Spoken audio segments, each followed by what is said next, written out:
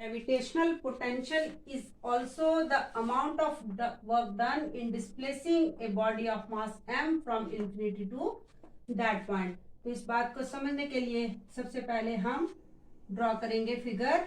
This is a earth, center O, acceleration due to gravity at the center of earth is 0 and the surface of earth, the acceleration due to gravity is maximum. So r is the radius of earth, capital M mass of the earth. First we have taken a point A which is at a distance x from the center of the earth, a body of mass m. In case of gravitational potential energy, this body is mass m, but जब हमने gravitational potential के लिए derivation निकालना है तो ये body जो है यूनिट मास की होगी. 1 यूनिट मास हमने इसको लेना है. अब इस बॉडी को जिसका मास 1 यूनिट है इसको हमने डिस्प्लेस किया ए से बी तक और डिस्प्लेसमेंट है dx और इस पॉइंट की डिस्टेंस सेंटर से होगी r लेंगे और इस तरह से इसको ज्वाइन कर दिया. अब डेरिवेशन हमने निकालना है ग्रेविटेशनल पोटेंशियल का, जबकि ग्रेविटेशनल पोटेंशियल एनर्जी का जो फॉर्मूला है that is minus capital G capital M small m upon r. Now the force of attraction between a body of unit mass and the earth is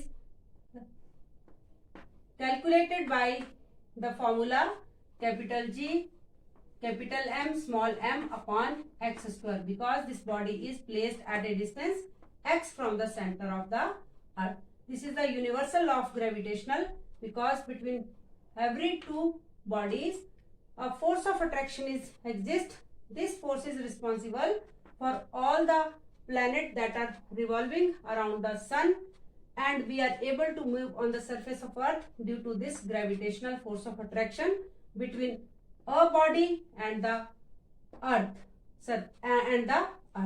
Now suppose this body of unit mass is placed at infinite point and और इस infinite point से इस unit mass की body को यहां तक लाने के लिए जो वर्क डन करना पड़ेगा वो हमें अब कैलकुलेट करना है.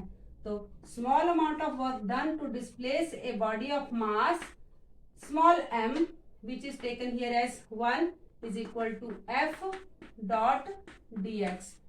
फोर्स और डिस्प्लेसमेंट दोनों वेक्टर क्वांटिटी है, दोनों के बीच में जो डॉट प्रोडक्ट है, डॉट प्रोडक्ट को हटाने के लिए हम कोसाइन एंगल लेंगे. कोसाइन यहाँ 0 होगा क्योंकि force of attraction of the earth और डिस्प्लेसमेंट दोनों की सेम डायरेक्शन है, तो cos 0 यहाँ 1 रहेगा. तो dw small amount of work to displace the body of unit mass 2 from A to B is f dx. और फोर्स को पुटअप करेंगे यहाँ पर हम.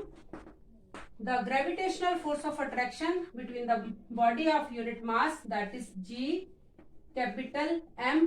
इस M को फिर हम क्या लेंगे 1 लेंगे और 1 अपॉन एक्स स्क्वायर dx. और जब हम लिमिट ऑफ इंटीग्रेशन पुटअप करेंगे तो लिमिट होगी infinity say that point is this point B और B की डिस्टेंस सेंटर ऑफ अर्थ से r है, r को लेंगे.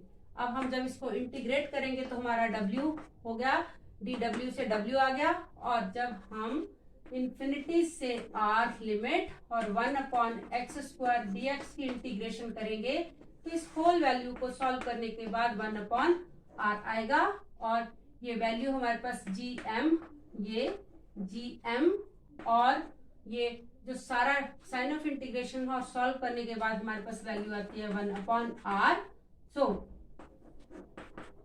this is the amount of work done to displace a body of unit mass in the gravitational field of earth is minus gm upon r. ये भी negative होगा. and this is a gravitational potential of a body of unit mass in the gravitational field of earth.